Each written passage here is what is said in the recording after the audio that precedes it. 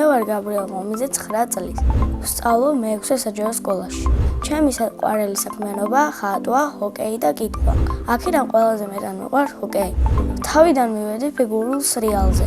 მე მასწავლებელმა შემოგთავაზა, რომ ჰოკეიში გადავსულიყავი და მეც გადავედი.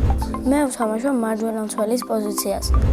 სულ ვთამაშობ 5-5-ზე, მაგრამ ყოველ 2 წუთში ერთი მოთამაშე იცვლება. ჩემი მთავარი მოვალეობაა, რომ კარი დავიცვი. ყველაზე კარგი გამოდის სწრაფი სრიალი. ერთჯერ მქონდა შეჯიბრება და ძალიან კარგად ვთამაშე. 3-2 მოვიგე და მე ვიყავი ერთ-ერთი საუკეთესო. ჰოკეიში მყავს 2 ძმელი, დათო მასწავლებელი და ვანო მასწავლებელი. ორივე ერთმანეთზე უკეთესი ადამიანია. მე ჰოკეიში ვაპირებ კიდევ იარო 8 წელი. ჩემი მიზანია რომ მოვხდე საქართველოს ნაკრებში და 57 ნომრით ვითამაშო. ძალიან მიყვარს ჩემი სკოლა, იმიტომ რომ კარგი კლასელები და კარგი მასწავლებელი მყავს. ჩემ კლასში ყველაზე მხიარულია თომა ფირცხალაიშვილი. ყველაზე ჭკვიანია ვაჟა ტაკიძე. ყველაზე მშვიდია ელენე ბოლქვაც. ყველაზე ცელქია ცოტნე რამიშვილი. მე ვარ ყველაზე სიმპათიური, ნიჭიერი და განათლებული. ამ ეტაპზე შეყვარებული, იმიტომ რომ მყავსო ჩემი შესაბერისი გოგო არ მინახია. ცოლს რომ მოვიყვან ვიქნები 32 წლის. შვილებს დავარქვევ ნიას, თომას და ცოლს. ჩემს ცოლს დავარქვევ ნიას. ჩემი საყვარელი საგანია ბუნება. საყვარელი მასწავლებელია ციური ტაღალით.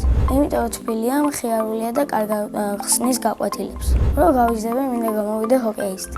თუ ჰოკეისტი ვერ გამოვა, გავხდები პოლიციელი. ბავშვობაში მინდა და გამოსულიყავი ფეხბურთელი.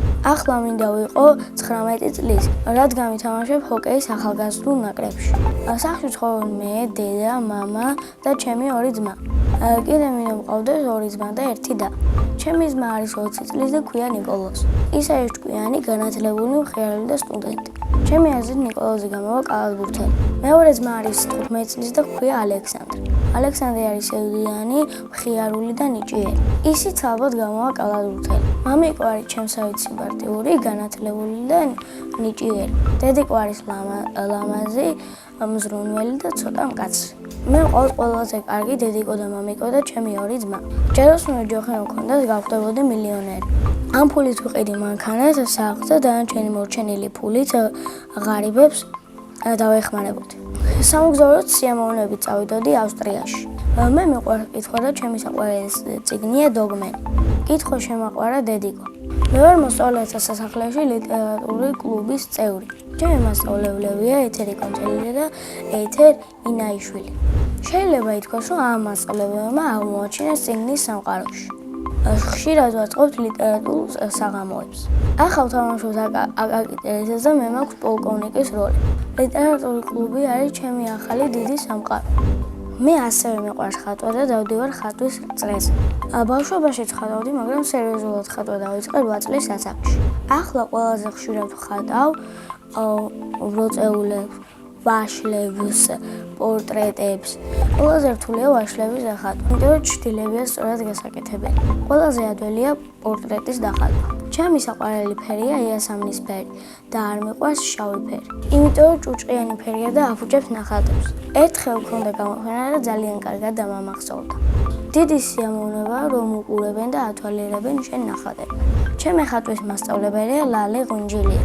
იმედია ისე კარგად მასწავლის ხატვას, რომ მოვაწყო ახალი გამოფენა. წინა მონაწილემ დამიტოვა ასეთი შეკითხვა. ვისთან ერთად გავფრინდებოდი კოსმოსში? მე კოსმოსში გავფრინდებოდი მამასთან ერთად. შემდეგ მონაწილეს ვუტოვებ შეკითხვას. რა არის მისი ოცნების საჩუქარი? მაგალითად, ჩემი ოცნების საჩუქარია iPhone 17 Pro Max.